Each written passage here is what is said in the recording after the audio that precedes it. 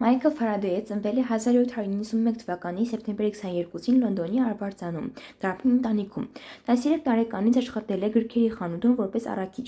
այնուհետև տպարանում որպես աշակերտ։ Զբաղվել է ինքնակրթությամբ, կարդալով քիմիայի և էլեկտրականության մասին գրքեր։ Կարդալու ընթացքում նաև փորձեր է կատարել։ 1824 թվականին Ֆարադեյն ընտրվել է թագավորական ընկերության անդամ, իսկ 1 տարի անց նա դարձել է թագավորական ասոցիացիայի լաբորատորիայի տնօրեն։ Նրա անունով է կոչվում իր փորձարկած գլանը, որով կարելի է չափել էլեկտրական լիցքը, իր անունն է ստացել նաև ֆիզիկական այն երևույթը, երբ կատարվում է հաստատուն մագնիսական դաշտի ուժագծերի երկայնքով նյութում տարածվող էլեկտրամագնիսական ալիքի բևեռացման հարթության պտույտը։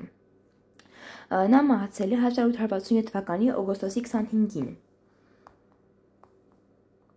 1815 թվականի մայիսին արքայական ինստիտուտ վերադառնալուց հետո Ֆարադեյը անցնում է ինտենսիվ աշխատանքի օգնականի նոր պաշտոնում, որն ուներ բավականին բարձր վարձատրություն՝ ամսական 30 շիլինգ։ 1816 թվականին ի հայտ եկավ Ֆարադեյի առաջին դեպագիր աշխատությունը, իսկ 1820 թվականին նա անցկացնում է մի քանի փորձ նիկելի հավելումներով պողպատի ձուլման վերաբերյալ։ Ընդամենն իր կյանքի ընթացքում Ֆարադեյը անցկացրել է շուրջ 30,000 փորձ։